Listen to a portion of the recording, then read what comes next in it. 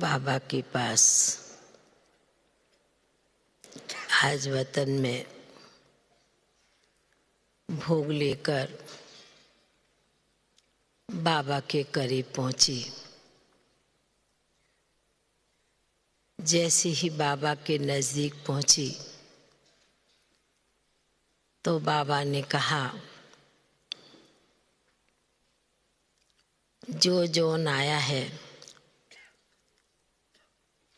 सागर में, नदी में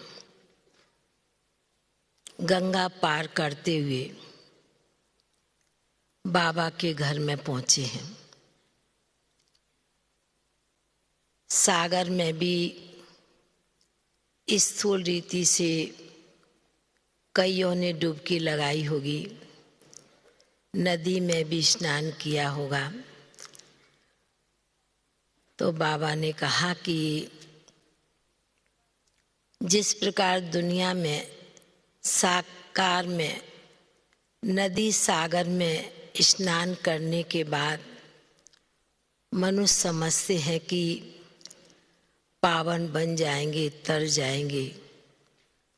बाबा ने कहा वह तो स्थूल बात रही, दुनिया की बात रही, पर बाबा के घर में जो भी बच्चे आए हैं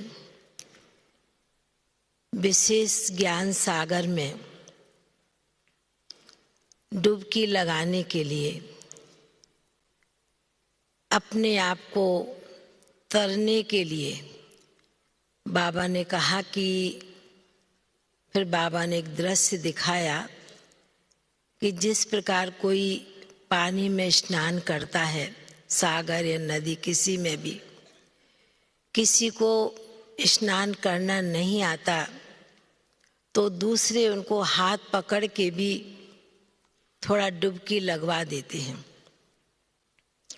कोई मजबूत पहलवान होता है तो दोनों हाथ से पकड़ के उसे डुबकी लगवाते हैं, क्योंकि आया है तो थोड़ा कम से कम पानी में पांव डाले, ऐसी लोगों की भावना होती है।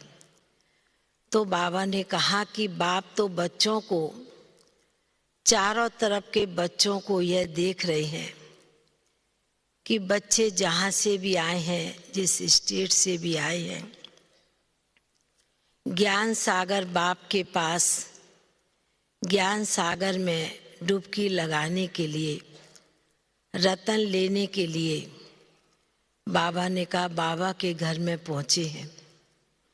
तो बाबा ने कहा कि जिस प्रकार दुनिया में जो कोई स्नान करना नहीं आता, डुबकी लगाना नहीं आता, उसको हाथ पकड़ के करते हैं। तो बाबा ने कहा उसी प्रकार संगम युग का समय हर ब्राह्मण बच्चे के लिए कम से कम हर ब्राह्मण बच्चा एक नहीं तो 5-5 आत्माओं को भी ऐसा ज्ञान के वाइब्रेशन देवे, उन्हें ज्ञान की डुबकी लगाना सिखाए।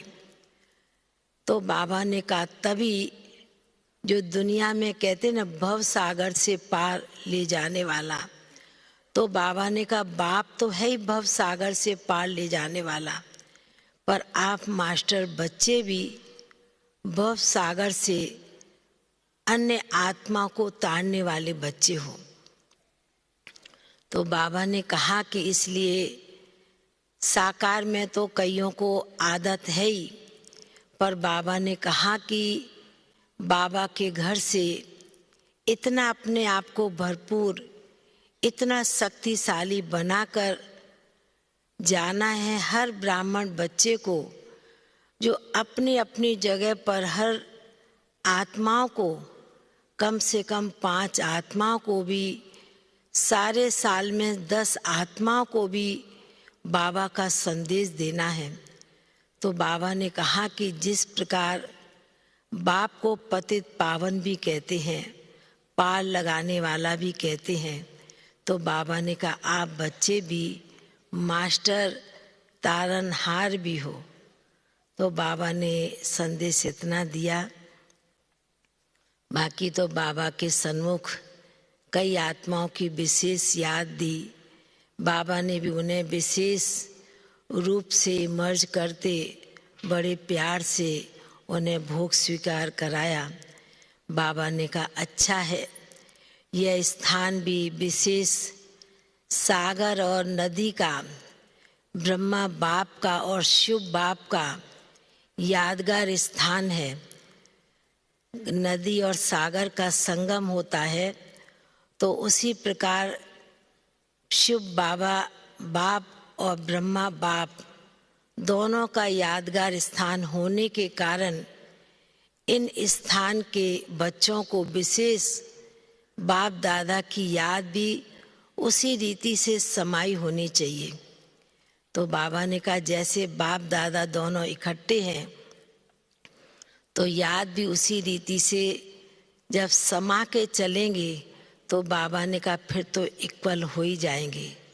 ऐसे कहते विशेष फिर बाबा ने नेपाल के भाई बहनों को, ईस्टर्न जोन के भाई बहनों को, सभी को बहुत बहुत दिल की याद प्यार दिया, दिल का बहुत बहुत प्यार दिया और बाबा का याद प्यार लेते हुए सभी के प्रति फिर हम नीचे पहुंच गए। ओम शांति।